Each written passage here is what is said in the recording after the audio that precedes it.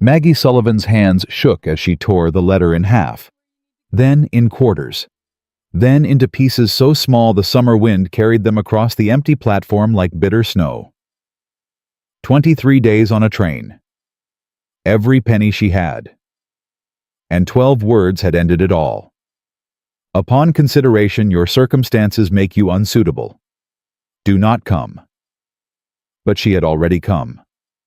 If you want to know what happens when a woman with nothing left meets a man who expects nothing, subscribe now and stay until the end. Drop your city in the comments so I can see how far this story travels. The last piece of the letter slipped from Maggie Sullivan's fingers. She watched it fall onto the wooden platform, joining the scattered remains of the future she had traveled 23 days to claim. The ink was already fading under the brutal Wyoming sun. "Miss..." The station master's voice came from somewhere behind her. "Miss, you all right?" Maggie did not turn around. She could not. If she moved, if she breathed too deep, something inside her chest would crack wide open. "Miss Sullivan." "I'm fine." The words came out steady.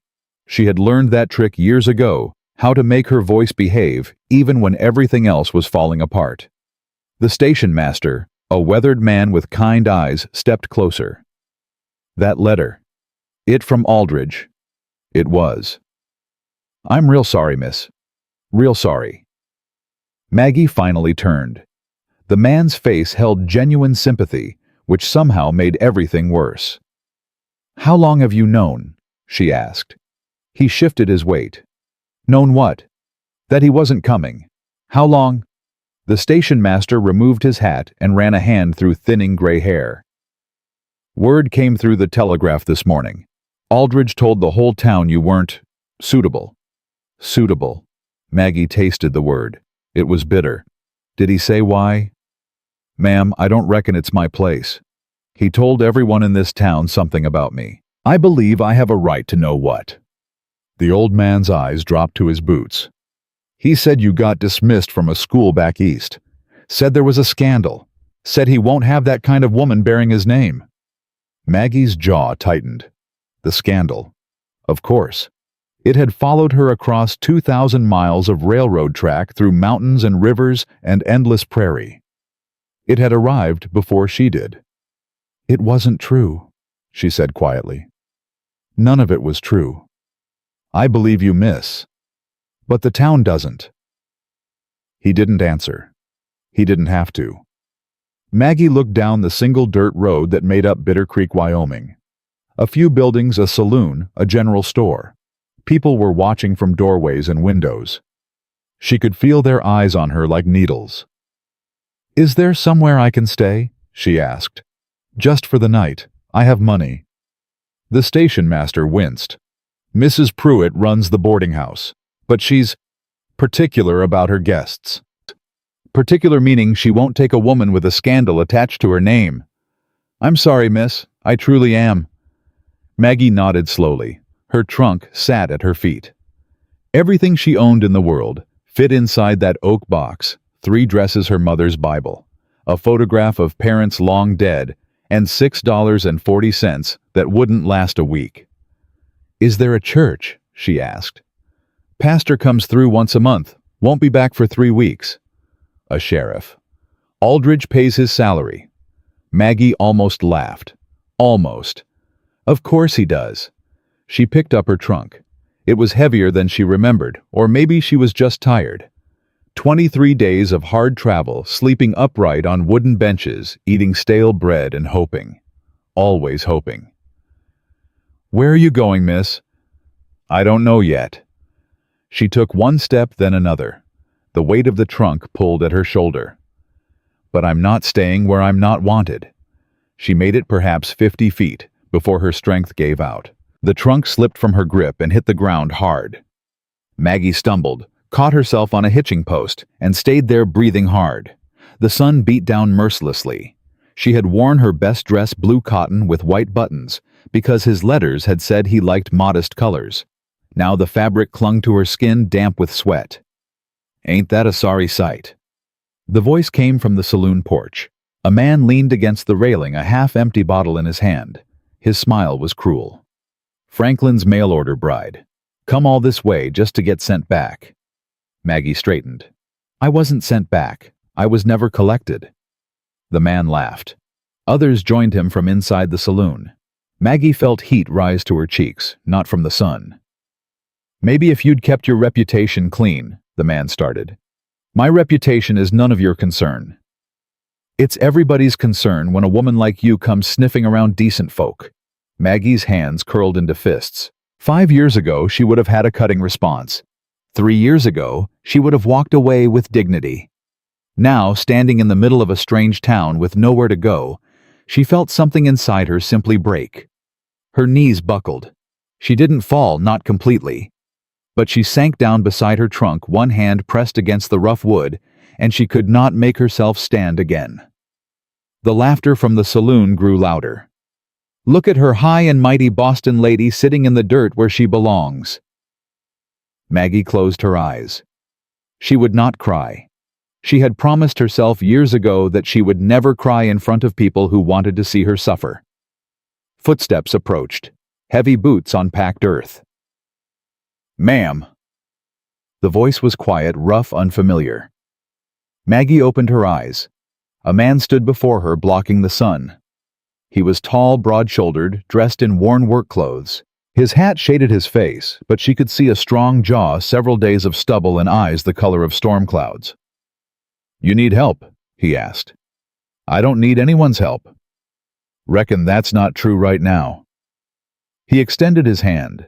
His palm was calloused, scarred across the back. Maggie stared at it. I ain't gonna hurt you, he said. Just offering a hand. Why? The question seemed to catch him off guard. He was silent for a moment, then, because nobody else is. From the saloon, someone called out, Caleb Thornton, you stay away from that woman. She's trouble. The man Caleb didn't turn around. His eyes stayed on Maggie. You want to stay in the dirt, he said. That's your choice. But I got a wagon and I got room. Ain't much, but it's something. Maggie looked at his hand, then at his face. There was no pity there, no judgment, just a simple offer. She took it. His grip was firm and warm. He pulled her to her feet like she weighed nothing. Your trunk, he said. I can manage. But he was already lifting it, tucking it under one arm like it was filled with feathers instead of everything she owned. He walked toward a wagon, hitched at the far end of the street. Maggie followed, too exhausted to argue. The townspeople watched in silence. She felt their stares like brands on her skin. You know what they're saying about me, she said. I heard. And you're still helping me. Yes, ma'am. Why? Caleb set her trunk in the back of the wagon. When he turned to face her, his expression was unreadable. Because I know what it's like, he said. Being somewhere nobody wants you. He helped her up onto the wagon seat. His hands were careful, almost gentle. Where are you taking me? Maggie asked. My place, about 3 hours west. You live alone? Yes, ma'am. And you're just taking me there, a strange woman with a scandal. Caleb climbed up beside her and took the reins.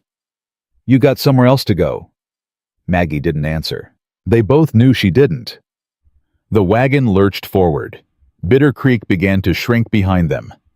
Maggie resisted the urge to look back. They rode in silence for nearly an hour. The prairie stretched endlessly in every direction, golden grass rippling under the wind like an ocean she had never seen. The sky was impossibly wide, impossibly blue. Thornton, Maggie said finally. That's your name? Caleb Thornton. I'm Margaret Sullivan. People call me Maggie. He nodded but said nothing. You don't talk much, do you? Don't have much to say. That must be peaceful. He glanced at her. Sometimes. Another mile passed. The silence wasn't uncomfortable exactly. Just present. Heavy. The station master said Aldridge told everyone about my scandal, Maggie said. Aren't you curious what I did? Ain't my business. Everyone else seemed to think it was. Caleb kept his eyes on the road. Folks in small towns got nothing better to do than chew on other people's misery. Don't mean their opinions matter. Maggie studied his profile. The scar she had noticed on his hand continued up his forearm, disappearing under his rolled sleeve. "You're not from here," she said. "Originally." "Virginia." "That's a long way." "It is." "Why did you leave?" His jaw tightened almost imperceptibly. "War." "Oh." Maggie looked away. "I'm sorry." "Don't be. It was a long time ago." But the way he said it flat careful told her it wasn't long ago at all. Not for him. The wagon hit a rut, and Maggie grabbed the seat to steady herself. Her hand brushed against Caleb's arm. She pulled back quickly. "Sorry." "Don't worry about it." They stopped by a creek to water the horses. Maggie climbed down her legs, stiff from sitting. She walked to the water's edge and knelt, splashing her face and neck. The coolness was a relief. When she stood, Caleb was watching her. "What?" she asked. "You ain't what I expected." "What did you expect?" He considered the question. "Tears. Hysterics. Women who get abandoned usually fall apart. Something like that." Maggie dried her face with her sleeve. "I've been falling apart for 3 years, Mr. Thornton. I just learned to do it quietly." Something shifted in his expression. Not pity, she would have hated pity. Something closer to recognition. "We should keep moving," he said. "Storm's coming." Maggie looked at the sky. It was still bright blue, clear in every direction. "I don't see any clouds." "Give it 2 hours." She climbed back onto the wagon without argument. He had been right about everything else. As they rode, Caleb asked questions. Simple ones at first. How long was the train ride? What was Boston like? Had she ever seen this much open land? Maggie answered carefully, revealing little. But then he asked, "What did you do before?" "I was a teacher." "That's so. Literature and composition. At a girls' academy." "Fancy." "Not really. Just books." "I like books." Maggie looked at him with surprise. He caught the look and almost smiled. "You think ranchers can't read?" "I didn't say that." "Your face said it." "My face was wrong then." This time he did smile. Just barely, just for a moment. But it changed his whole face, softened the hard edges, lit something warm behind those gray eyes. "What happened?" he asked. "At the school." Maggie's fingers tightened in her lap. "Why do you want to know?" "Because Aldridge said it made you unsuitable. And from what I've seen of Aldridge, his opinion of suitable is about as useful as a 3-legged horse." Despite herself, Maggie almost laughed. "You don't like him. Don't like men who buy women like cattle and throw them away when they ain't perfect. That's rather progressive for a cowboy." "I ain't a cowboy. I raise horses." "Is there a difference?" "Considerable." The clouds appeared an hour later, just as Caleb had predicted. They rolled in from the west, dark and heavy, swallowing the blue sky. "The school." Maggie's voice was quiet now. "There was a girl, daughter of a wealthy man. She was struggling in my class, and I stayed after hours to help her. Her father came to pick her up one evening and found us alone together. And he accused me of improper behavior." Caleb's hands tightened on the reins. "That's a lie." "Of course it's a lie. I was helping her with her Latin translations. But the man was powerful, and I was nobody. The school dismissed me to avoid scandal. The story followed me to every job I applied for afterward. I couldn't find work, couldn't find anywhere that would have me." She paused. "When I saw the advertisement for mail-order brides, I thought I could start over, become someone new." But the past caught up. The past always catches up, Mr. Thornton. They rode in silence as the first drops of rain began to fall. "There's a line shack up ahead," Caleb said. We'll wait out the storm there." The rain came hard and fast. By the time they reached the small cabin, Maggie was soaked through. Caleb unhitched the horses and led them under a lean-to shelter, then came back for her trunk. Inside the shack was bare but dry. A single room with a cot, a table, a cold fireplace.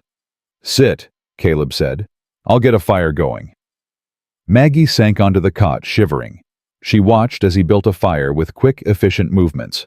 Within minutes, warmth began to spread through the tiny space. "There's a blanket in that chest," he said.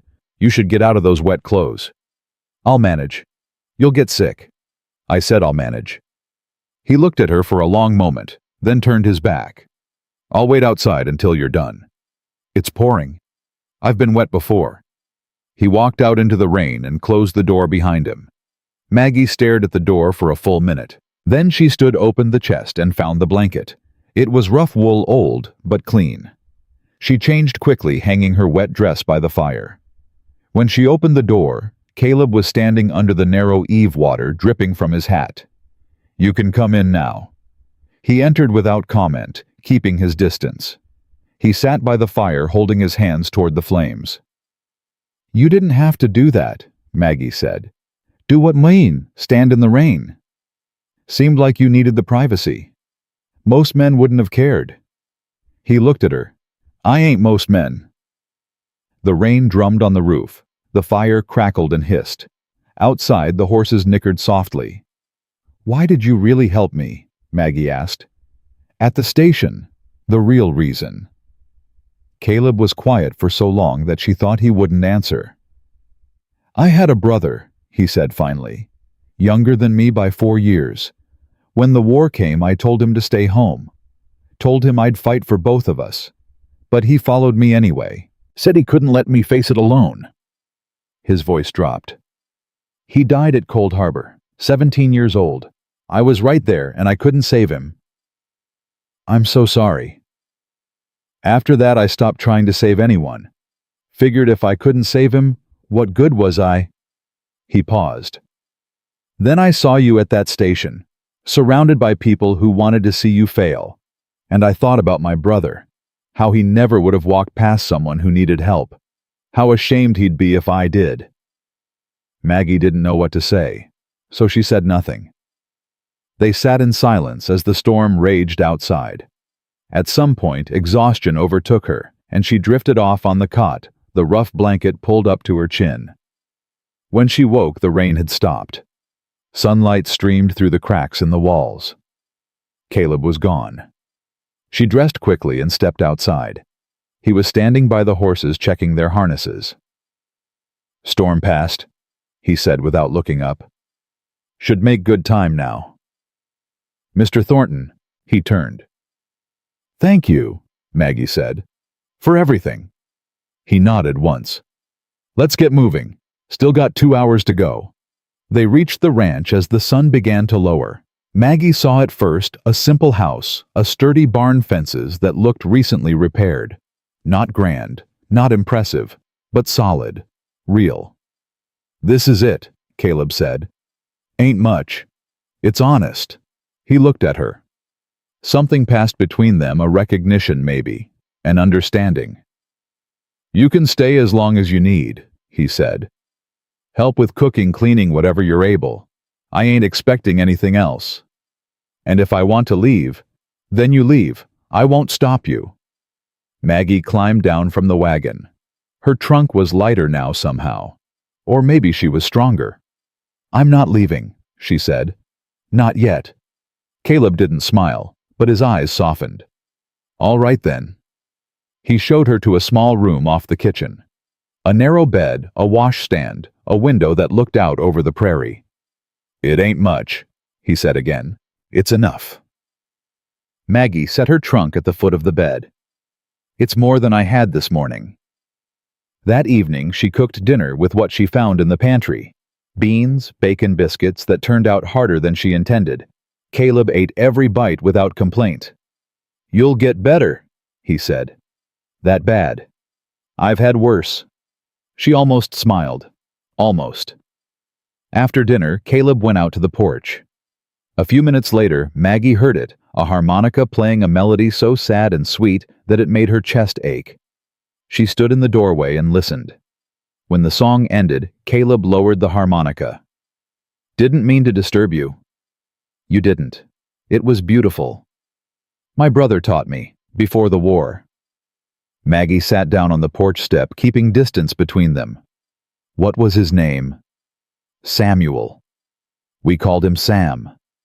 "Tell me about him." Caleb was quiet for a moment. Then he began to talk. He told her about a boy who loved horses and hated arithmetic, who could make anyone laugh but cried at the end of sad books, who wanted to be a doctor so he could help people instead of hurt them. He talked until the stars came out. And Maggie listened, because that was what she could give him, someone to hear the words he had been carrying alone for 13 years. When he finally fell silent, the moon was high. "Thank you," he said. "For what?" "For listening." Maggie looked out at the endless prairie silver under the moonlight. "Thank you for seeing me," she said. "At the station, when no one else would." They sat together in the darkness, two strangers who had found each other at the edge of nowhere. Neither of them knew what tomorrow would bring. But for the first time in 3 years, Maggie Sullivan was not afraid to find out.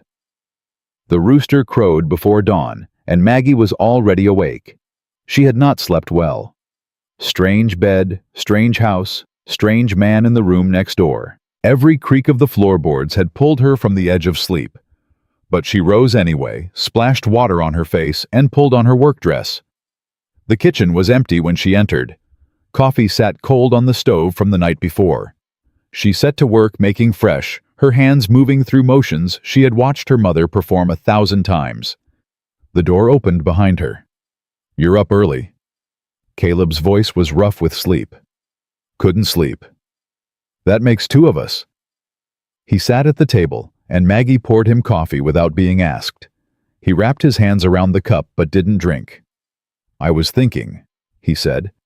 "About what?" "Yesterday. I talked too much." "You didn't." "I don't usually." He stopped, started again. "I ain't told anyone about Sam in years. Don't know why I told you." Maggie sat across from him. "Maybe you needed to." "Maybe." He finally took a sip. "This is good." "It's just coffee." "Better than mine." They ate breakfast in comfortable silence. Eggs, bacon, the last of yesterday's biscuits. When they finished, Caleb pushed back from the table. "I got fences to check today. You'll be all right here alone." "I've been alone before." He nodded and headed for the door. Then he stopped. "There's a boy," he said. "Name's Tommy. Works at the Dawson place about 2 miles east. Sometimes he comes by looking for work. If he shows up, give him something to eat." "How old is he?" 12, maybe 13. Orphan. Dawson took him in, but... Caleb's jaw tightened. "Just be kind to him." "I will." He left without another word. Maggie spent the morning cleaning. The house needed it badly, dust in every corner, grime on every surface. She found a rhythm in the work, letting her hands move while her mind wandered. By midday, she had scrubbed the kitchen floor twice and reorganized the pantry. Her back ached, but it was a good ache. The ache of accomplishment. She was hanging wash on the line when she heard footsteps. A boy stood at the edge of the yard. Thin, dirty, wearing clothes 2 sizes too big. His left eye was swollen shut. "You Tommy?" Maggie asked. The boy flinched like she had raised a hand to him. "Yes, ma'am. Mr. Thornton around?" "He's out checking fences. Won't be back for hours." Tommy's shoulders sagged. "I'll come back then." "Wait." Maggie stepped toward him. The boy took a step back. "When did you last eat?" "I'm fine, ma'am." "That's not what I asked." He didn't answer. That was answer enough. "Come inside," Maggie said. "I'll fix you something." "I don't want to be no trouble." "You're not trouble. You're hungry. There's a difference." She led him into the kitchen and sat him at the table. His eyes darted around the room like a trapped animal looking for exits. Maggie moved slowly, deliberately, the way you might approach a skittish horse. She set a plate before him, leftover bacon bread, a glass of milk. Tommy stared at it. "This is for me. Who else would it be for?" He ate like he was afraid someone would take it away. Fast, desperate, barely chewing. Maggie's heart clenched in her chest. "Slow down," she said gently. "Nobody's going to take it." He slowed. Barely. When the plate was empty, he looked up at her with his one good eye.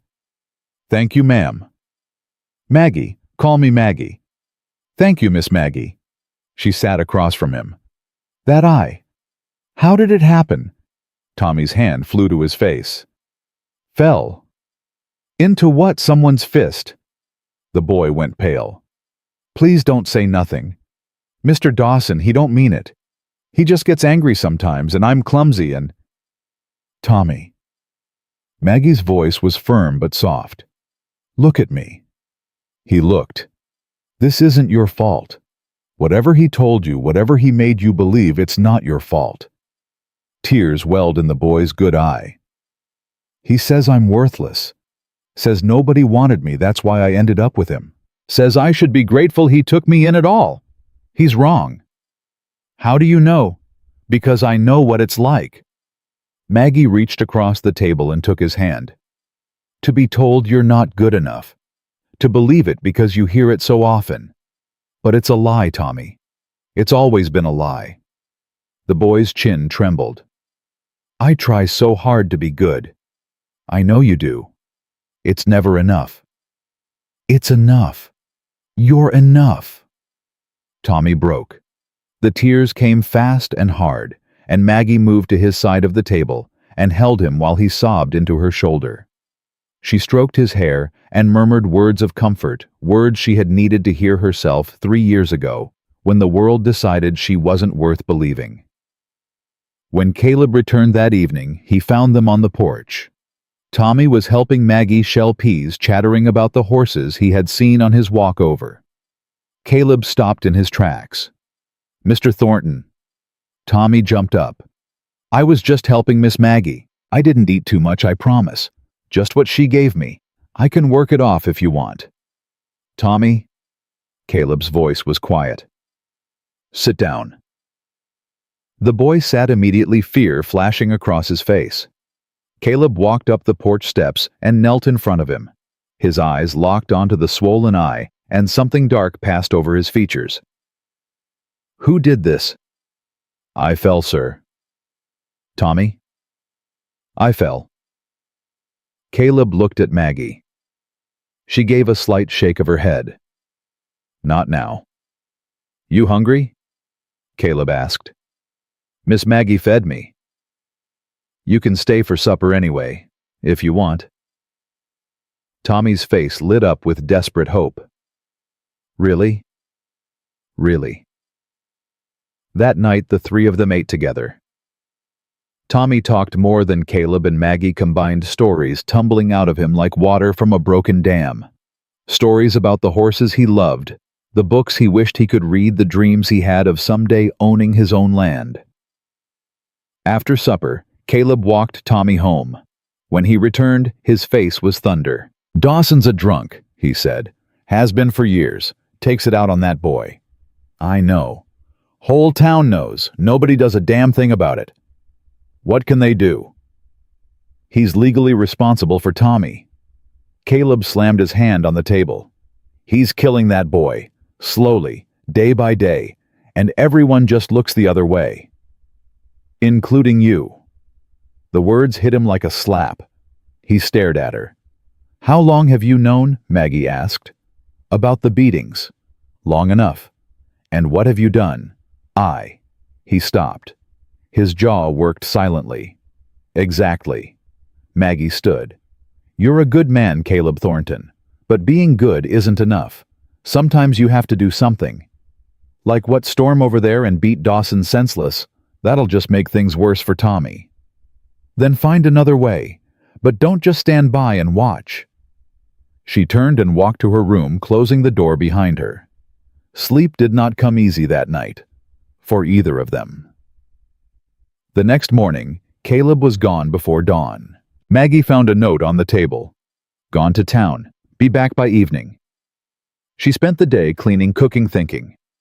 Tommy showed up again around noon this time with fresh bruises on his arms. "Mr. Dawson found out I came here yesterday," he said.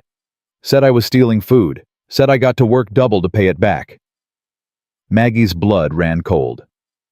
"Did you tell him I invited you?" "Don't matter what I tell him. He believes what he wants." She fed him again, made him rest on the porch while she worked, read to him from one of Caleb's books a worn copy of Robinson Crusoe that had clearly been read many times. "You read real good," Tommy said, "like a teacher." "I was a teacher, back east." "What happened?" "Someone told a lie about me, and people believed it." Tommy was quiet for a moment. "Mr. Dawson tells lies about me all the time. Says I'm lazy. Says I steal. Says I ain't worth the food he puts in me." "And you know those are lies." "Sometimes I ain't sure anymore." Maggie closed the book. "Tommy, look at me." He looked. "You're going to hear a lot of lies in your life, from people who want to hurt you, control you, make you small. But here's the truth, nobody tells you. You get to decide what's true about yourself, not them. You. That easy? No, it's the hardest thing you'll ever do, but it's worth it." Caleb returned at sunset. His wagon was loaded with supplies, flour, sugar, coffee, and several bolts of fabric. "What's all this?" Maggie asked. "Figured you might need some things. For the house. For yourself." She stared at the fabric. Good cotton, sturdy and practical. Nothing fancy. Exactly what she needed. "I can't pay you back."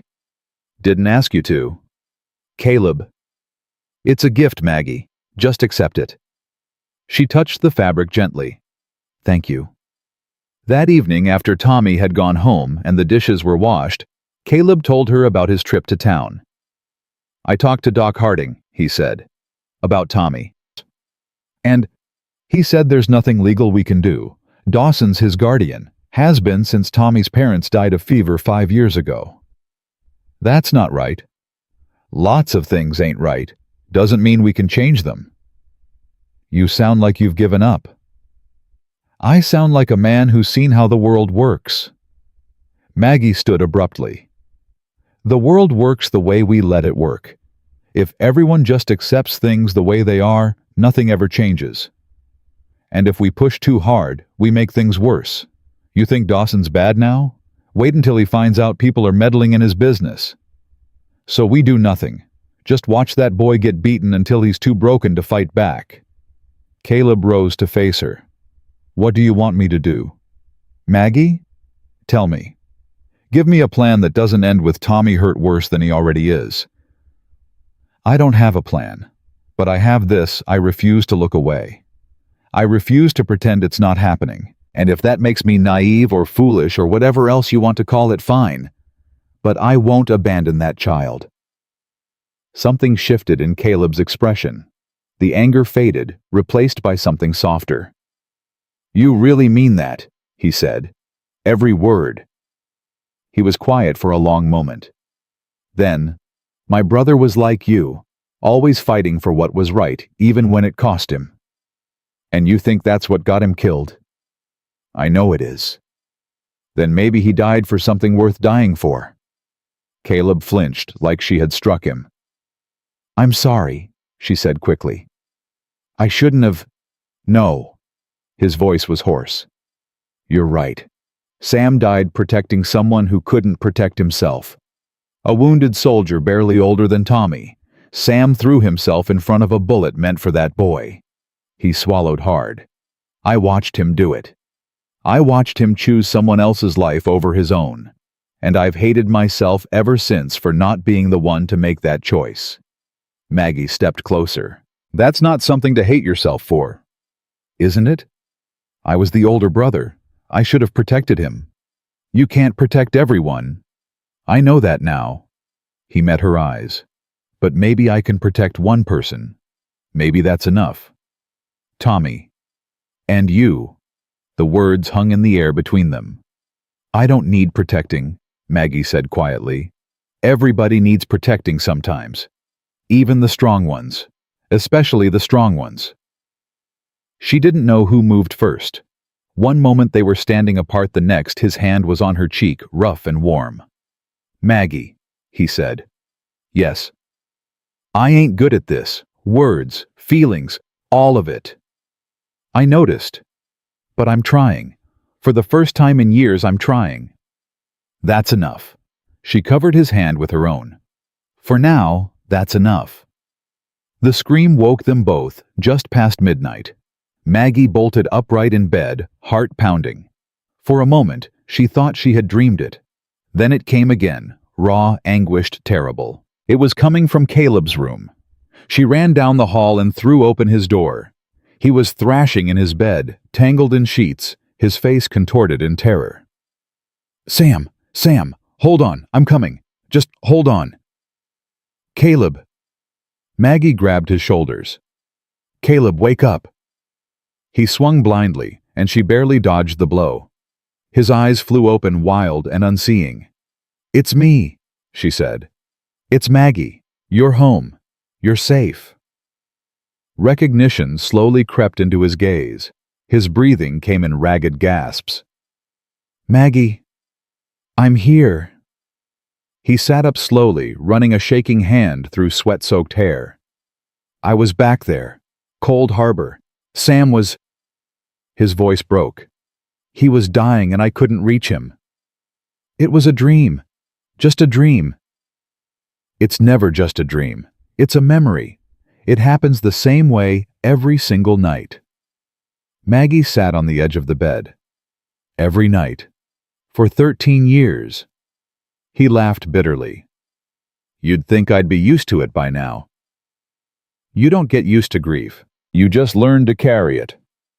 He looked at her in the dim light. "Is that what you did after Boston?" "I'm still learning." They sat in silence for a while. Outside, the wind rustled through the grass. "I ain't slept through the night since the war," Caleb said finally. "Not once." "That's a long time to be tired." "Tell me about it." Maggie made a decision. She shifted, settling herself against the headboard beside him, not touching, but close. "What are you doing?" he asked. "Staying. You don't have to. I know." She closed her eyes. "Go back to sleep, Caleb." "I can't. The dreams—" "Then don't sleep. Just rest. I'll be here." He was quiet for so long she thought he hadn't heard her. Then slowly he leaned back against the headboard. His shoulder brushed against hers.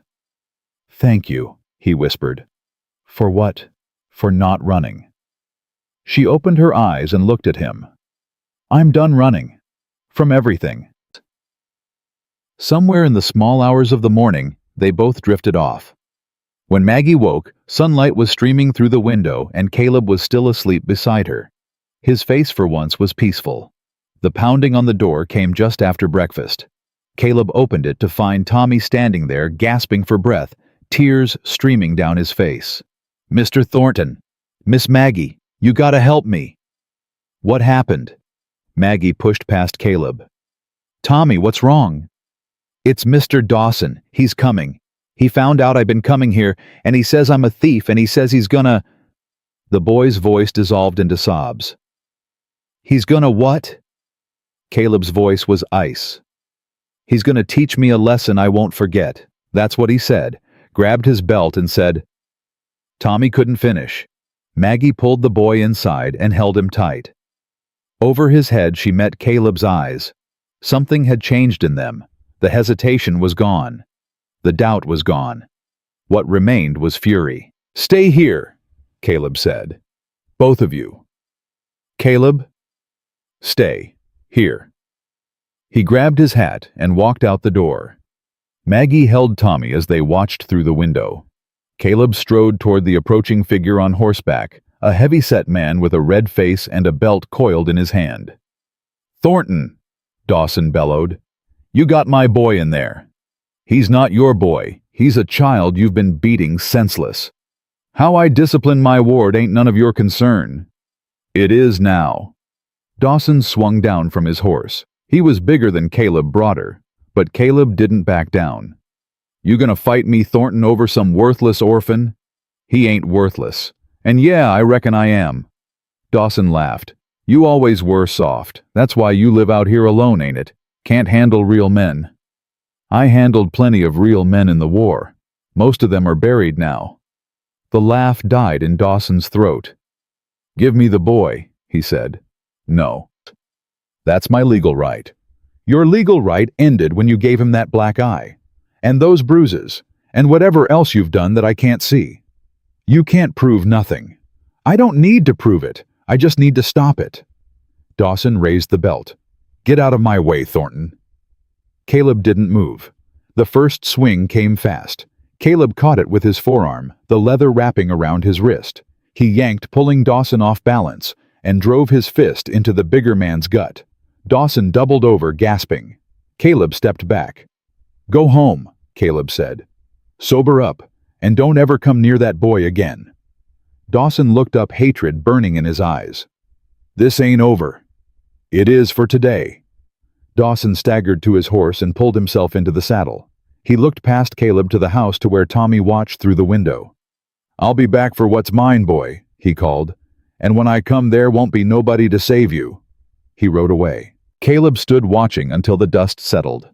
Then he turned and walked back to the house. Maggie met him at the door. Are you all right? I'm fine. Your arm. He looked down. A red welt was rising where the belt had struck. It's nothing. Tommy rushed forward and threw his arms around Caleb's waist. Thank you, Mr. Thornton. Thank you, thank you, thank you. Caleb froze. For a moment he looked lost, uncertain. Then slowly his hand came up to rest on the boy's back. You're safe now, he said gruffly. Nobody's gonna hurt you, not while I'm around. Over Tommy's head, his eyes met Maggie's. In them she saw something she hadn't seen before. Hope. That night after Tommy had fallen asleep in the spare room, Maggie found Caleb on the porch. He was staring at his hands. You did the right thing, she said. Dawson's got friends, money, influence. This is gonna bring trouble. Some trouble's worth having. He looked at her. You really believe that? I have to. Otherwise, what's the point of anything? Caleb was quiet for a long moment. Then he reached out and took her hand. Whatever comes, he said, we face it together. Maggie squeezed his fingers. Together. The word felt like a promise. And somewhere in the darkness, she could have sworn she heard the echo of a harmonica playing a tune she almost recognized. 3 days passed without incident, and that worried Caleb more than any confrontation would have. He's planning something, he said over breakfast. Dawson ain't the type to let things go. Maybe he realized he was wrong. Tommy's voice was hopeful. Caleb and Maggie exchanged a look. Neither of them believed that. Eat your eggs, Maggie said gently. We'll worry about Dawson later. After breakfast, she pulled out the worn copy of Robinson Crusoe. Time for your lesson, Tommy groaned. Do we have to? You want to read on your own someday, don't you? I reckon. Then yes, we have to. Caleb watched from the doorway as Maggie guided Tommy through the words, patient and steady. The boy struggled, stumbled, but she never raised her voice, never showed frustration. You're good at this, Caleb said quietly. Maggie looked up. I had practice. At the school. Before the school. My mother couldn't read. I taught her when I was 12. She smiled faintly. She died being able to write her own name. Said it was the greatest gift anyone ever gave her. Tommy looked up from the book. My ma couldn't read neither. Pa used to read to her at night. I remember that. What did he read? Bible mostly. Sometimes poetry. The boy's voice grew soft. I miss that. Someone reading to me. Maggie squeezed his shoulder. Then we'll read every day. Until you can read to yourself. The rider came at noon. Caleb saw him first, a man in a dark suit on a fine black horse. Too fine for Bitter Creek. Too polished for anywhere in Wyoming territory. "Stay inside," Caleb told Maggie. "Who is it?" "Trouble." He walked out to meet the rider. The man dismounted with practiced ease, brushing dust from his sleeves. "Mr. Thornton, I presume. Who's asking?" "My name is Whitfield. I represent Mr. Franklin Aldridge." Caleb's jaw tightened. "What does Aldridge want?" "A conversation. About the woman you're harboring." "I ain't harboring anyone. She's a guest." Whitfield smiled thinly. "Mr. Aldridge has concerns about Miss Sullivan's influence. On you. On the boy you've taken in. On the community at large. Aldridge's concerns ain't my business. They will be." Whitfield reached into his coat and produced an envelope. "This is a formal notice. Mr. Aldridge intends to petition the territorial court for custody of Thomas Blackwood. He believes the boy would be better served under proper supervision." Caleb didn't take the envelope. "Aldridge don't give a damn about that boy." "Perhaps not, but Mr. Dawson does. And Mr. Dawson has signed over his guardianship rights to Mr. Aldridge." Whitfield's smile widened. "Legally, the boy belongs to him now." The blood drained from Caleb's face. "That ain't possible." "It's very possible, and very legal. Mr. Aldridge will collect the boy in 3 days' time. I suggest you have him ready." Whitfield dropped the envelope at Caleb's feet and mounted his horse. "Good day, Mr. Thornton. Give my regards to Miss Sullivan." He rode away. Caleb stood frozen, staring at the envelope in the dirt. His hands shook. "Caleb." Maggie's voice came from the porch. "What happened? What did he want?" He couldn't answer. He picked up the envelope and walked past her into the house. Tommy was still at the table, book open in front of him. He looked up with a smile that died the moment he saw Caleb's face. "What's wrong?" Caleb set the envelope on the table. "Aldridge bought your guardianship from Dawson. He's coming for you in 3 days." The color left Tommy's face. No, he can't. "Mr. Thornton, please. I ain't gonna let him take you. But if it's legal—" "I don't care if it's legal. I don't care if the president himself signs the order. You're not going anywhere." Maggie stepped forward. "Caleb, think about this. If Aldridge has the law on his side, then the law is wrong. That doesn't matter. You can't fight the territorial court. Watch me." Tommy started to cry. Quiet, hopeless sobs that shook his thin shoulders. Maggie knelt beside him. "Tommy, listen to me. We're going to figure this out. Nobody's taking you anywhere. You can't stop him.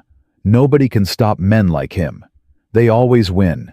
They always—" His voice broke. Caleb slammed his fist on the table. "They don't always win. Not this time." "How?" Maggie demanded. "How are you going to stop a man with money, power, and the law behind him?" "I don't know yet, but I will." The silence stretched between them. Outside, a horse whinnied. "I'll go to town," Caleb said finally. "Talk to Doc Harding. He knows everyone knows everything. Maybe he knows something we can use." "And if he doesn't?" Caleb looked at Tommy, then at Maggie. "Then we run, all 3 of us. Tonight if we have to." Maggie stared at him. "You'd give up everything. Your ranch, your home." "It's just land, Maggie. Just wood and dirt." He reached out and gripped her hand. "Some things matter more." Doc Harding's office sat at the edge of town, a small building that served as medical clinic, meeting hall, and unofficial courthouse, all in one. Caleb found the old man sitting on his porch whittling a piece of cedar. "Heard you had a visitor?" Harding said without looking up. "News travels fast. Always does when Aldridge is involved." He set down his knife. "Sit down, Caleb. You look like you're about to fall over." Caleb sat. "He's taking Tommy." "I know. I won't let him." "I know that too." Harding sighed heavily.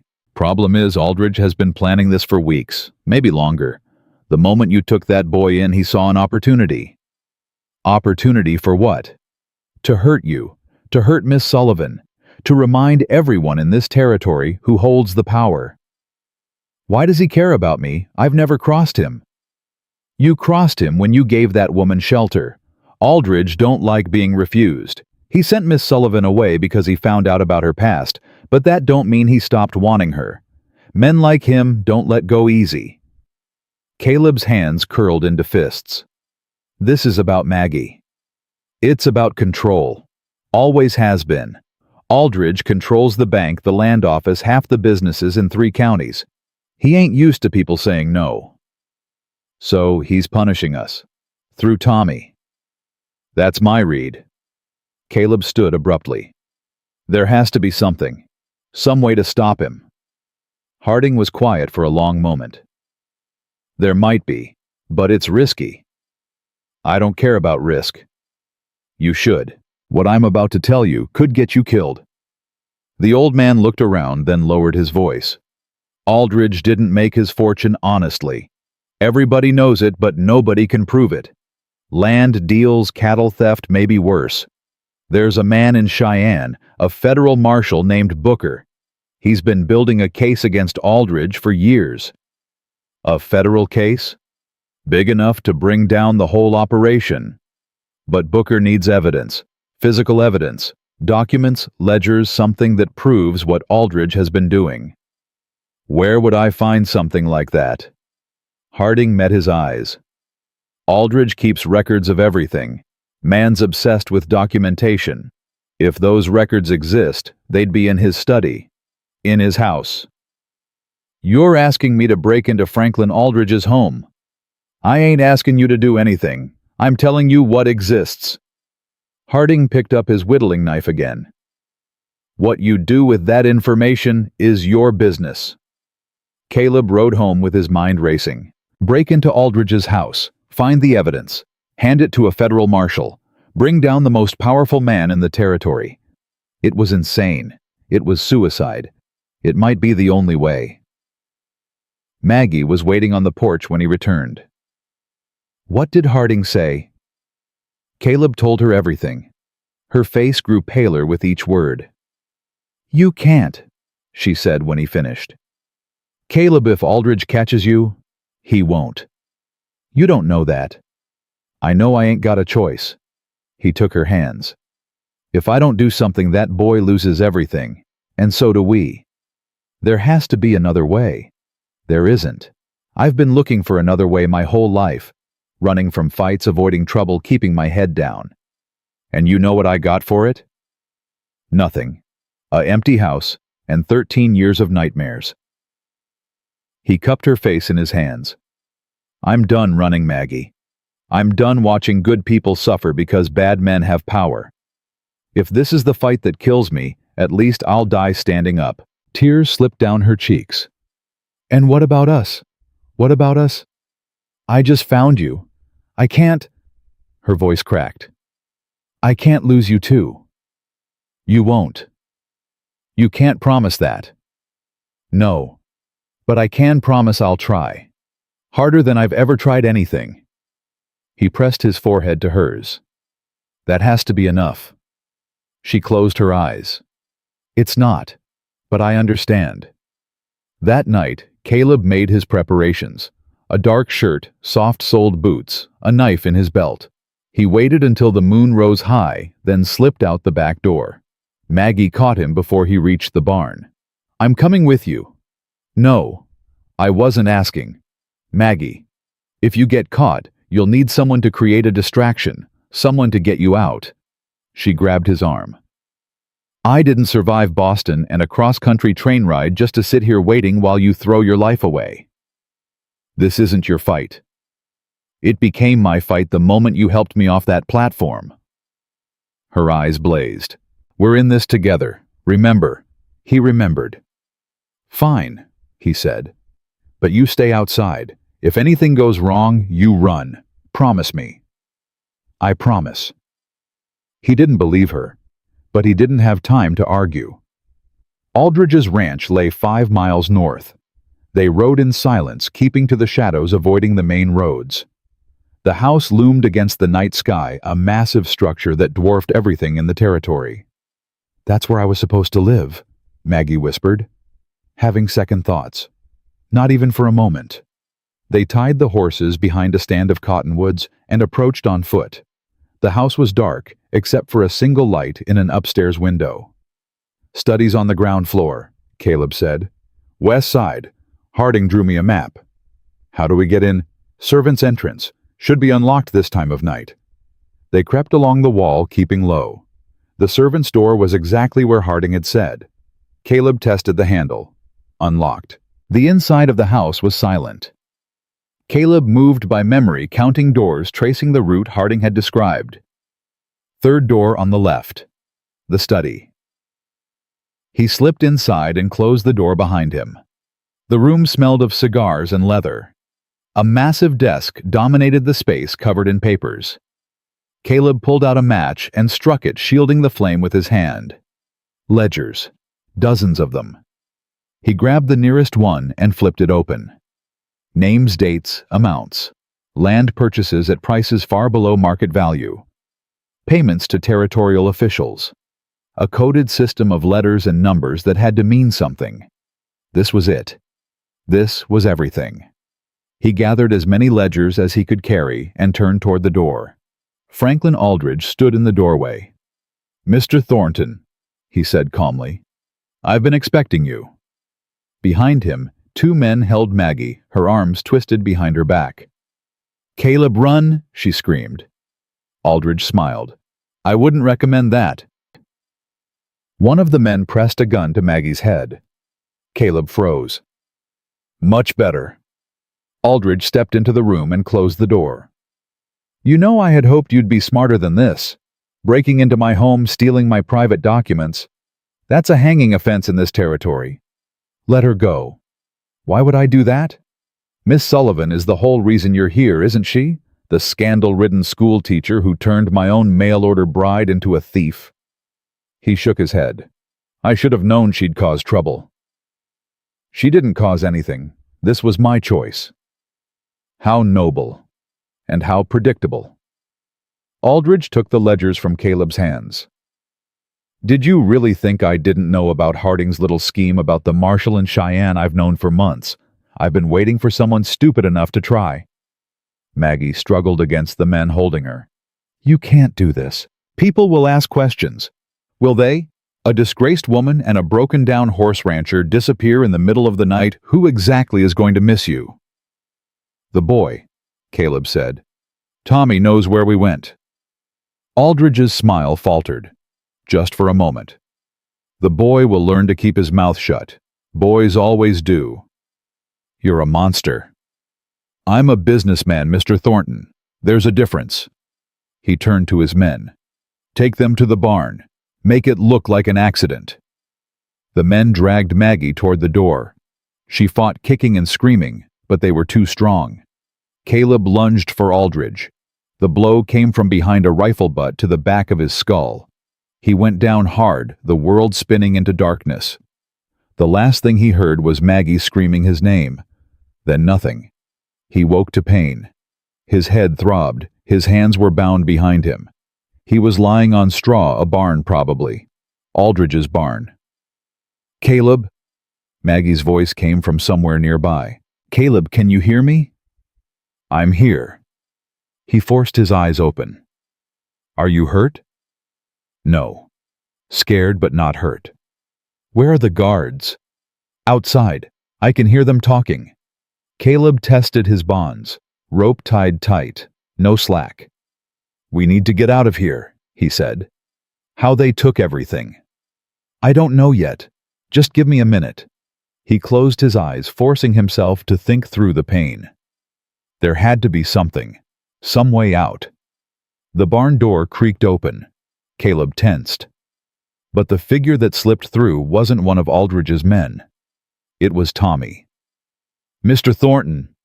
The boy rushed to his side, a knife clutched in his trembling hands. "I followed you. I know you said stay home, but I couldn't. I was so scared something would happen." "Tommy, you need to go. If they catch you, I ain't leaving you." The boy started sawing at the ropes. "Not after everything you done for me." The rope snapped. Caleb grabbed Tommy's shoulders. "You brave, stupid boy. I could kiss you." "Please don't." Tommy was already moving to free Maggie. "We gotta hurry. I heard them say they're coming back in 10 minutes. Maggie's bonds fell away. She pulled Tommy into a fierce hug, then released him just as quickly. "Let's go." They slipped out the back of the barn into the night. The horses were still where they'd left them, undiscovered. "Ride," Caleb said. "Don't stop until you reach the ranch." They rode. Behind them, shouts began to rise. Aldridge's men had discovered their escape. The horses thundered across the dark prairie, their hooves pounding against the earth like war drums. Caleb glanced back. Torches bobbed in the distance, Aldridge's men, at least 6 of them, gaining ground. "They're catching up," Tommy shouted. "Keep riding, don't look back." Maggie's horse stumbled on a prairie dog hole. She nearly fell, but caught herself urging the animal forward with desperate kicks. "We won't make it to the ranch," she called. "They're too fast." Caleb's mind raced. She was right. Aldridge's men had fresher horses, and they knew this land as well as he did. Change of plans. He veered sharply left. "Follow me." "Where are we going?" "Town." "Are you crazy? Aldridge owns that town?" "Not everyone in it." They rode hard toward Bitter Creek. The torches behind them grew smaller as Caleb led them through terrain he knew by heart, gullies and rises that would slow horses unfamiliar with the path. The town appeared ahead, dark and sleeping. Only one light burned Doc Harding's clinic. Caleb pulled up hard in front of the building and jumped down. "Get inside now." He pounded on the door. "Harding, open up." The door swung open. Harding stood there in his nightshirt, a shotgun in his hands. "What in blazes?" "Aldridge. He's coming. We need help." Harding didn't hesitate. He stepped aside. "Get in, all of you." They rushed inside, just as the sound of hoofbeats reached the edge of town. "Back room," Harding said. "There's a cellar. Go." "I ain't hiding," Caleb said. "This ain't hiding. This is strategy." The old man shoved them toward the back. "You got evidence." "I saw the ledgers. Names, dates, everything." "But you don't have them." "No." "Then we need time. Time to get word to Marshal Booker." Harding pushed open a trap door. "Get down there. Keep quiet. Let me handle this." Harding. "I've been waiting 30 years for a chance to bring that man down, Caleb. Don't you dare take this from me." The sound of horses stopping outside cut off any argument. Caleb grabbed Maggie's hand and helped her down into the cellar. Tommy followed. Harding lowered the trap door just as someone pounded on his front door. In the darkness below, they listened. "Harding!" Aldridge's voice boomed. "Open this door." "Hold your horses, I'm coming." The door creaked open. "Where are they?" Aldridge demanded. "Where are who?" "Don't play games with me, old man. Thornton and that woman. They came this way." "At this hour, I have been asleep for 3 hours. Only thing that woke me was you making enough racket to wake the dead." "Search the place." "You got a warrant?" "I don't need a warrant. I own this town." "You own businesses, Franklin. You don't own me. Never have." A long pause. Then Aldridge's voice, cold and measured. "You're making a mistake, Ezekiel." "Wouldn't be my first. It might be your last." "Is that a threat?" "It's a fact." Footsteps moved through the building above. Caleb pressed himself against the cellar wall, one hand covering Tommy's mouth to keep the boy quiet. Maggie's fingers dug into his arm. The footsteps stopped directly above the trap door. "What's down there?" one of Aldridge's men asked. "Root cellar," Harding said. "Full of potatoes and rats. You're welcome to look if you don't mind the smell." Another pause, the longest yet. "Let's go," Aldridge said finally. "They're not here. Check the church, the saloon, everywhere." The footsteps retreated. The front door slammed. Nobody moved for a full 5 minutes. Then the trapdoor lifted. Harding's face appeared lit by a single candle. "They're gone. For now." Caleb helped Maggie and Tommy up from the cellar. His hands were shaking. "Thank you," he said. "Don't thank me yet. Aldridge ain't stupid. He'll be back. And next time, he won't bother asking questions." "What do we do?" Harding set down the candle and looked at all three of them. "We wake up this town. Every person Aldridge has wronged, every family he's cheated, every soul who's been too scared to speak up. We wake them all." "You think they'll listen?" "I think they're tired of being afraid. All they need is someone to stand up first." He put a hand on Caleb's shoulder. "That's you, son, whether you like it or not." Within the hour, Harding had sent messages to a dozen homes. By dawn, a crowd had gathered in his clinic, men and women Caleb had seen in town, but never really known. Farmers, shopkeepers, a blacksmith, a widow who ran the boarding house. Martha Pruitt stood at the back, arms crossed, face hard. "Why should we believe any of this?" she demanded. "This woman shows up with a scandal attached to her name, and suddenly she's got you all stirred up against Mr. Aldridge." Maggie stepped forward. "The scandal was a lie. A wealthy man accused me falsely because I wouldn't give him what he wanted. Just like Aldridge uses lies to get what he wants from all of you." Easy words. "Then let me give you hard facts." Maggie's voice grew stronger.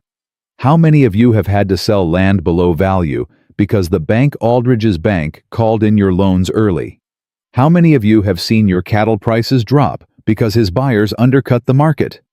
How many of you have watched your children go hungry while he builds a bigger house?"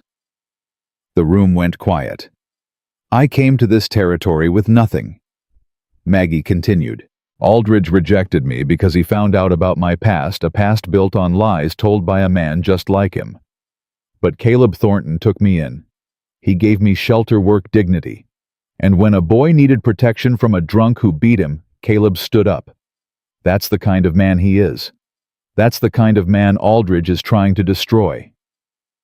Martha Pruitt's expression shifted, just slightly. "My husband died owing Aldridge money," she said quietly. "After the funeral, Aldridge's men came to collect. They took everything. My furniture, my dishes, my wedding ring." "Mine too," another woman said. "He said it was interest. He cheated my father out of 40 acres. The blacksmith added. "Said the deed was filed wrong. My father died 6 months later." Broken heart. One by one the stories poured out. Decades of grievances, injustices, small cruelties that had accumulated like poison in the town's veins. Caleb listened to it all. When the room finally fell silent, he spoke. "I saw his ledgers, last night in his study. Names, dates, amounts. Everything he's done is written down in those books. If we can get them to the federal marshal in Cheyenne, Aldridge is finished." "And how do you propose to do that?" Martha asked. "He's got men watching every road." "Not every road." It was Tommy who spoke. The boy's voice trembled, but his chin was set. "I know a way. Through the hills past the old mining camp. Mr. Dawson used to send me that way when he didn't want nobody seeing his whiskey shipments. That's 3 days' ride. 2 if you push it." Caleb looked at the boy. "You'd lead us." "I'd lead you anywhere, Mr. Thornton. You saved my life. Time I returned the favor." The door burst open. Everyone spun around. A young man stood there breathing hard. "Aldridge is coming. 20 men, armed." The room erupted in panic. "Quiet!" Harding's voice cut through the noise. "Everybody calm down. We knew this was coming." 20 men, Ezekiel. What are we supposed to do against 20 men? Stand together. It's the only thing men like Aldridge don't expect." The blacksmith stepped forward. "I got rifles. Enough for everyone who can shoot." "I can shoot," Martha Pruitt said. "My daddy taught me before I could walk." Others nodded. Hands were raised. In less than 10 minutes, the people of Bitter Creek had armed themselves. Caleb found Maggie by the window. "You should go. Take Tommy, use his route. And leave you here." This is my fight. This stopped being just your fight the moment these people decided to stand with you. She took his face in her hands. I'm not going anywhere. Maggie, I said no. Her eyes blazed. We finish this together. All of it. He wanted to argue. He wanted to throw her over his shoulder and carry her to safety. But he knew that look. He had learned it well over the past weeks. All right, he said. Together. The riders appeared at the end of the main street. Aldridge sat at the front, flanked by his men. He looked at the armed townspeople lined up before Harding's clinic and laughed. This is your Army Thornton shopkeepers and widows. This is our town, Caleb called back. You're not welcome in it. I built this town. You bled this town. There's a difference. Aldridge's face darkened. You have one chance. Hand over the woman and the boy. Walk away. I might let you live. And if we don't, then I'll burn this whole place to the ground and build something better on the ashes. A murmur ran through the crowd. Some of the townspeople shifted nervously. He's bluffing, Maggie said loudly. He can't kill an entire town. The territorial governor would have to respond. The territorial governor owes me 3 elections, Aldridge said. You think he'll lift a finger for a bunch of dirt farmers and their disgraced school teacher? Maybe not. A new voice cut through the tension. But I will. Everyone turned. A man rode slowly down the main street from the opposite direction. He wore a long duster, a silver star pinned to his chest. Marshal Booker, Harding breathed. The marshal stopped his horse between the two groups. Franklin Aldridge, we finally meet in person. Aldridge's composure cracked for just a moment. Marshal, what brings you to Bitter Creek? Got a telegram last night. Seems someone in this town has evidence of land fraud, cattle theft, and bribery of territorial officials. Booker's eyes swept over the armed townspeople. I came to investigate. There's no evidence. These people are lying. Then you won't mind if I take a look at your books. My business records are private. Not when there's federal crimes involved. Booker dismounted and walked toward Aldridge. You can cooperate, or I can get a warrant from the federal judge in Denver. Your choice.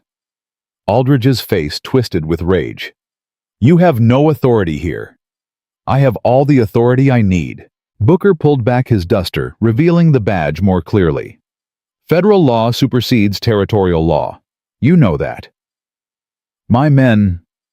Your men can shoot a federal marshal if they want, but I've got 20 deputies waiting outside town and I've already sent word to Fort Laramie. You kill me, the army comes. You want to explain to General Crook why you murdered a federal officer.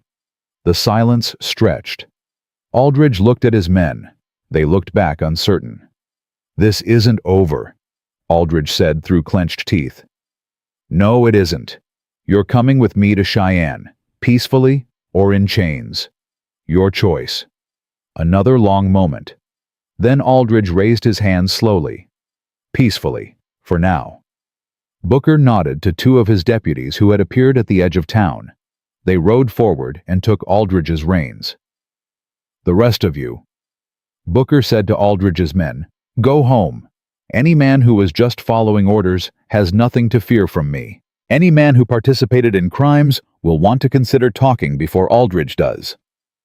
The men scattered. As Aldridge was led past Caleb, he stopped. You think you've won, he said quietly. But men like me don't stay down. I'll be back.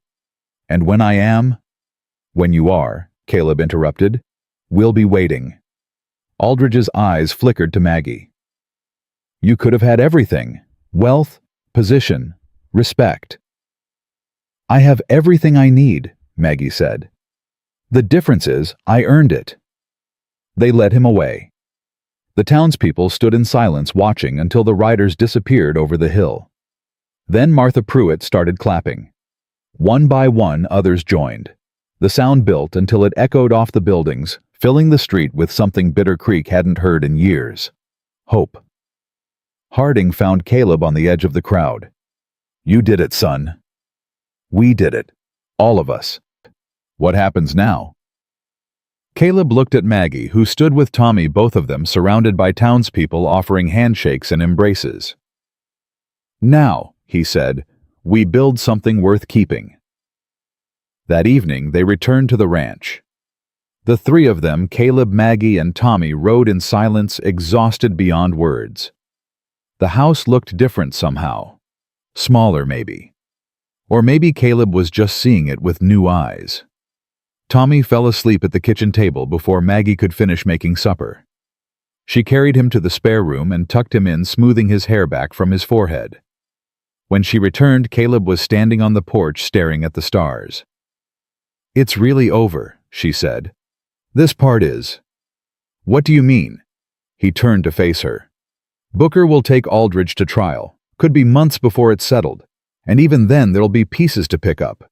People who need help rebuilding. Is that what you want, to help them rebuild?" "I think so. For the first time in years, I feel like I'm part of something, like I belong somewhere." "You do belong somewhere." Maggie stepped closer. "Right here." He reached for her hand. "And you? Where do you belong?" "I thought I knew once. Back in Boston, I had my classroom, my students, my routine. I thought that was enough." She squeezed his fingers. "I was wrong." "About what?" "About what belonging means. It's not about a place or a job or a name. It's about people. The ones who see you. The ones who stay. Like Tommy. Like Tommy. Like Harding and Martha and all those people who stood up today." She lifted her eyes to his. "Like you." Caleb pulled her closer. His heart hammered against his ribs. "I ain't good at this," he said. "Words and feelings and all of it. You know that." "I know. But I need you to understand something." He cupped her face in his hands. "When I saw you at that station, something woke up in me. Something I thought died with Sam. I didn't know what it was then. I do now." "What is it?" "Hope." His voice cracked. "You gave me hope, Maggie, for the first time in 13 years. She rose on her toes and kissed him. It wasn't their first kiss, but it felt like it. Like everything before had been practice for this moment. Two broken people finally finding something whole in each other. When they pulled apart, Caleb rested his forehead against hers. "I ain't got much to offer," he said. "You've got everything I need. This ranch ain't grand. I don't want grand. The work is hard. I'm not afraid of work. And there's a boy in there who needs a family." Maggie smiled. "He already has one." From inside the house came a small voice. "Are you two gonna keep talking all night, or can I go back to sleep?" They both laughed. "Go to sleep, Tommy," Caleb called. "Hard to sleep when you're being so loud about your feelings. We'll be quieter." "Promise." Caleb looked at Maggie. She was still smiling, still holding his hand, still here. "I promise," he said. And he meant it in ways Tommy couldn't possibly understand. Not yet, but someday he would. The trial lasted 3 weeks. Caleb made the journey to Cheyenne twice to testify. Each time Maggie stayed behind with Tommy, keeping the ranch running, keeping the boys' spirits up when the waiting grew too hard. The telegram arrived on a Tuesday morning. Tommy was the one who brought it running from town with the paper clutched in his fist. "Mr. Thornton, Miss Maggie, it came." Caleb took the telegram with steady hands, though his heart was pounding. He read it once, twice, 3 times. "Well," Maggie's voice was tight. "What does it say? Guilty." The word came out hoarse. "All charges. He's going to federal prison." Tommy whooped and threw his arms around Caleb's waist. Maggie pressed her hand to her mouth, tears spilling down her cheeks. "It's over," she whispered. "It's really over." "Not quite." Caleb folded the telegram carefully. "There's still the matter of his assets. The court's dividing them up. Restitution to the people he wronged." "What does that mean for us?" "I don't know yet, but whatever it means, we'll handle it." The answer came 2 days later in the form of Marshal Booker himself riding up to the ranch. "Mr. Thornton, Miss Sullivan." He tipped his hat as he dismounted. I have news. Good or bad? Depends on how you look at it. Booker reached into his saddlebag and pulled out a leather folder. The court has reviewed Aldridge's records. Every illegal land deal, every fraudulent transfer, they're being reversed. Caleb's stomach tightened. What does that mean for this place?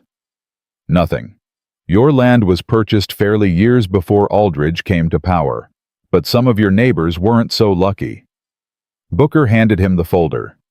14 families are getting their land back. The court wants you to oversee the transfers. Me, why? Because you're the one who brought him down. People trust you. Booker smiled slightly. Congratulations, Mr. Thornton. You're about to become the most important man in Bitter Creek. After Booker left, Maggie found Caleb sitting on the porch staring at the folder in his hands. You're worried, she said. I'm a horse rancher, Maggie. I don't know anything about land transfers and legal documents. You know right from wrong. That's more than most. What if I make mistakes? Then you fix them. She sat beside him. That's what good men do. He looked at her. You really believe that? I believe in you. Same thing. The work began immediately. Caleb spent his days riding between farms, meeting with families, explaining what the court's decision meant for them. Some wept with joy. Others were suspicious, unable to believe their luck had finally changed. Martha Pruitt was among the hardest to convince. I don't want charity, she said when Caleb showed her the deed to her old land. I've made do without for 5 years. I can keep making do. It ain't charity, Martha. It's justice. That land was yours. Aldridge stole it. Now it's coming back. And what am I supposed to do with it? I'm an old woman. I can't work a farm alone. You won't have to. Caleb hesitated. The town's changing, Martha. People are talking about building something together. A cooperative. Shared labor, shared resources. Sounds like socialism. Sounds like neighbors helping neighbors. Isn't that what we used to do? Martha was quiet for a long moment. Then she took the deed from his hands. Fine. But if this goes wrong, I'm blaming you. Fair enough. Summer faded into autumn. The cooperative took shape slowly, a shared barn here, a communal well there. Small steps, but steps nonetheless. Tommy thrived. He helped with the horses, ran errands for the other families, and spent every evening at the kitchen table with Maggie working through his reading lessons. By October, he could read entire chapters of Robinson Crusoe without stumbling. Listen to this, he said one night, his finger tracing the words. I learned to look more upon the bright side of my condition, and less upon the dark side. That's beautiful, Maggie said. What do you think it means? I reckon it means... Tommy thought hard. It means even when things are bad, they're still good if you look for it. That's exactly right. Is that what you did? When you came here, looked for the good? Maggie glanced at Caleb, who was watching from the doorway. I didn't have to look very hard, she said. The good found me. That night, after Tommy had gone to bed, Caleb took Maggie's hand and led her outside. Walk with me. They walked in silence past the barn, past the corral to a small rise overlooking the property. The moon was full, casting silver light across the prairie. I've been thinking, Caleb said. About what? About what Harding said. About me being important now. He shook his head. I never wanted to be important. I just wanted to be left alone. And now? Now I don't know what I want, except... He turned to face her. Except you. Maggie's breath caught. Caleb, let me finish, please. He took both her hands in his. I've spent 13 years running from everything. From people, from feelings, from life. You changed that. You and Tommy. You made me want to stop running. You don't have to. I know I don't have to. I want to. He reached into his pocket and pulled out something small. A ring. Simple silver worn with age. This was my mother's, She gave it to Sam before the war told him to give it to the woman he loved. He never got the chance. Tears streamed down Maggie's face. Caleb, I ain't asking you to replace her, or him, or anyone. I'm asking you to build something new, with me. His voice cracked. Will you marry me, Maggie Sullivan? She couldn't speak. The words wouldn't come, so she showed him instead. She threw her arms around his neck and kissed him until neither of them could breathe, kissed him until the moon seemed to shine brighter and the prairie seemed to sing. When they finally pulled apart, she was laughing and crying at the same time. Is that a yes? That's a yes, 1,000 times yes. He slipped the ring onto her finger. It fit perfectly. I love you, he said. The words came easier than he expected, like they had been waiting all along. I love you too. I think I have since that first day, when you held out your hand and offered me something nobody else would. What's that? A chance. They stood together on that small rise, holding each other, watching the moon trace its path across the sky. And for the first time in either of their lives, the future didn't feel like something to fear. It felt like something to build. The wedding was small. Doc Harding officiated, having gotten himself ordained by mail just for the occasion. Martha Pruitt baked the cake. Tommy served as ring-bearer, best man, and general announcer of every detail to anyone who would listen. They're about to say the vows, he shouted from the porch. Everybody quiet down. The guests, nearly the entire town, fell silent. Caleb stood at the front of the small crowd, his hands trembling despite his best efforts. He had faced down Confederate soldiers, Aldridge's men, and a lifetime of grief. None of it had prepared him for this. Then Maggie appeared. She wore a simple white dress sewn by her own hands from fabric Caleb had bought months ago in town. Her hair was pinned up with wildflowers. Tommy's idea. She carried no bouquet, just the worn copy of Robinson Crusoe that had become their shared treasure. She was the most beautiful thing he had ever seen. Dearly beloved, Harding began. We are gathered here. Skip the formalities, Ezekiel, Martha called out. We all know why we're here. Laughter rippled through the crowd. Even Harding cracked a smile. Fine. Caleb Thornton, do you take this woman to be your wife, to have and to hold in sickness and in health for richer or poorer, as long as you both shall live? I do.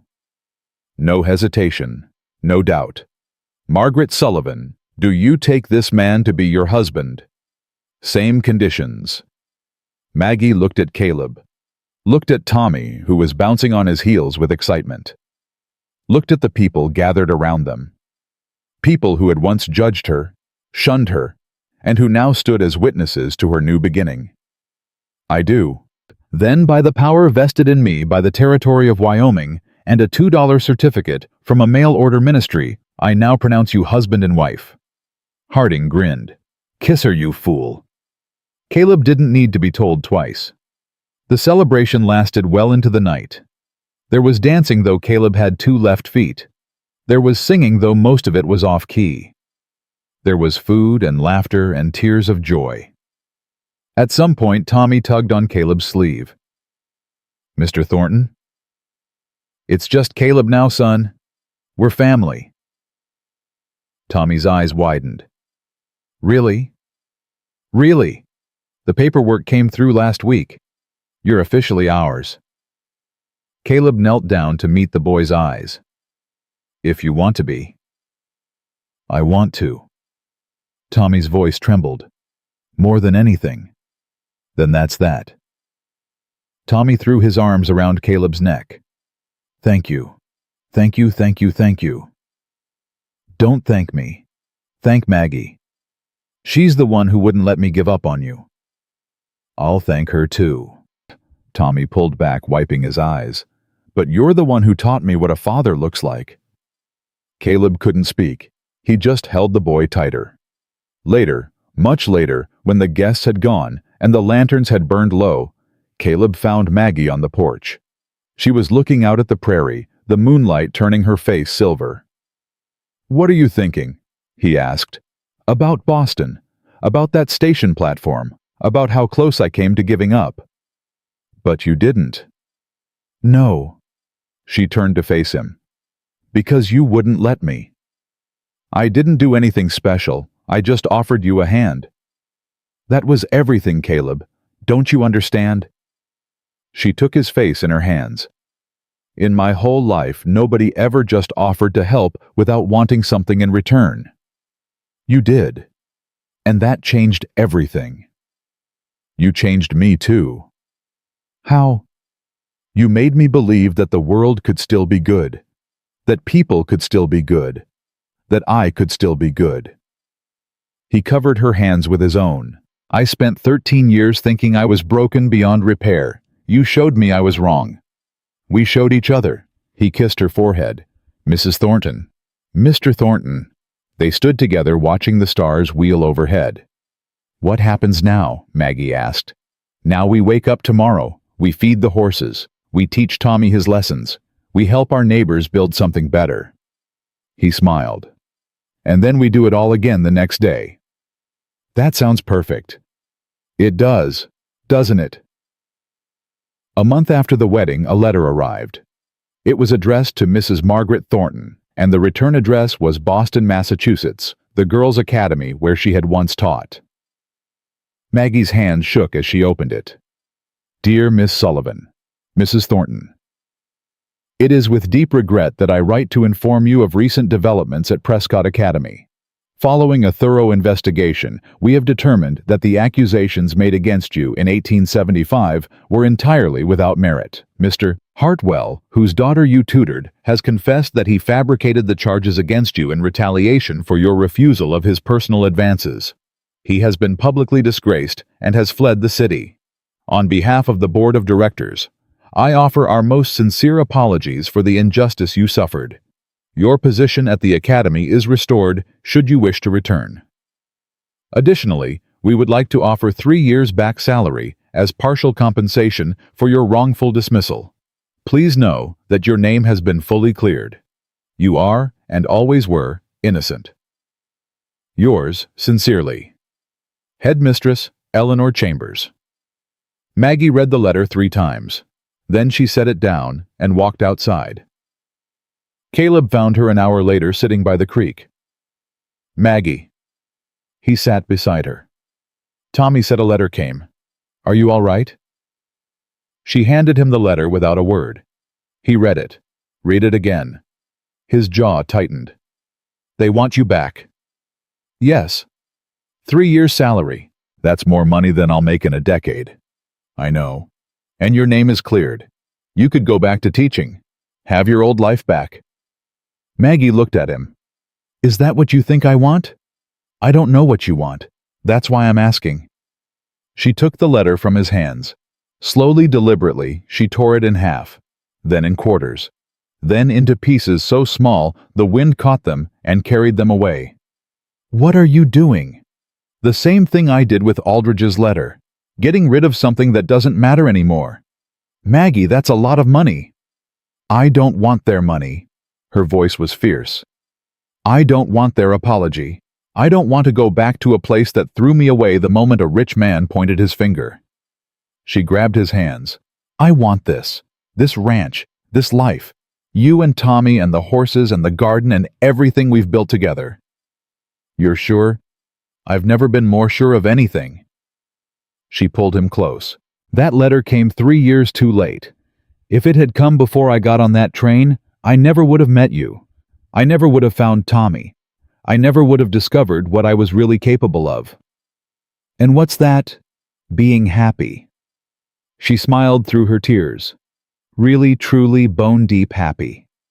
Caleb kissed her. Long and slow and full of everything he couldn't put into words. I love you, he said. I know. I'd have let you go, if that's what you wanted. I know that too. She cupped his face. That's why I'm staying. Winter came early that year. By the first snowfall, the cooperative had grown to include 20 families. A schoolhouse was being built in town. Maggie had agreed to teach just 3 days a week, just the basics. Tommy was her first and most enthusiastic pupil, and he quickly became her assistant, helping younger children sound out their letters. On Christmas Eve, the whole town gathered at the Thornton Ranch for a celebration. There was music and dancing and food enough for an army. Doc Harding told stories about the old days. Martha Pruitt actually smiled twice. Late in the evening, Tommy found Caleb standing apart from the crowd. "You okay, Pa?" The word still hit Caleb like a thunderbolt every time Tommy said it. "I'm fine, son. Just thinking." About what?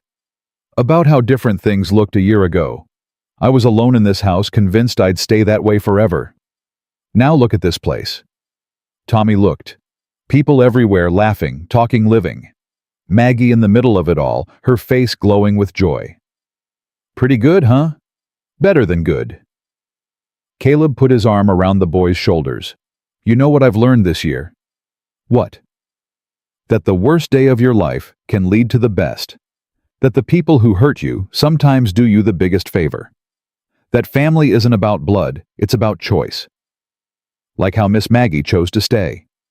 Like how all of us chose each other." He squeezed Tommy's shoulder. "We didn't have to become a family. We decided to. That makes it stronger." Tommy leaned into him. "I'm glad you found me." "I'm glad you let yourself be found." Maggie appeared beside them, carrying 3 cups of cider. "What are my boys plotting over here?" "Nothing," Tommy said innocently. "Just talking about how lucky we are." "Lucky." Maggie handed them each a cup. "Is that what we're calling it?" "What would you call it?" Caleb asked. She thought for a moment. "Providence, maybe. Or fate. Or just life working out the way it's supposed to." "You believe in that things working out." "I believe in us." She raised her cup. "To the Thornton family. Past, present, and future." "To the Thorntons," Caleb echoed. "To us." Tommy clinked his cup against theirs. They drank together as snow began to fall outside. Somewhere in the crowd, someone started playing a harmonica. The melody was familiar, the same one Caleb had played that first night when Maggie had stood in the doorway and listened without being asked. But the tune had changed. It was lighter now, brighter, full of hope instead of sorrow. Caleb took Maggie's hand. "Dance with me." "You hate dancing." "I hate dancing alone. That's different." They swayed together in the crowded room, surrounded by friends and neighbors, and a future neither of them had dared to imagine. And as the snow fell, and the music played, and their son watched with a grin that could light the whole territory, Caleb Thornton finally understood what his brother had known all along. Some things were worth fighting for, worth sacrificing for, worth believing in, even when the world said you were a fool. Love was one of them. Family was another. And home, real home, the kind you built with your own 2 hands and your whole heart, was worth more than all the gold in California. Margaret Sullivan had arrived in Bitter Creek with nothing but a torn letter and a broken dream. Margaret Thornton stood in her own kitchen, surrounded by everything that mattered. The journey between those 2 women had been hard, painful, full of moments when giving up would have been easier than going on. But she hadn't given up. Neither had he. And in the end, that made all the difference. Outside, the prairie stretched endless and white under the winter sky.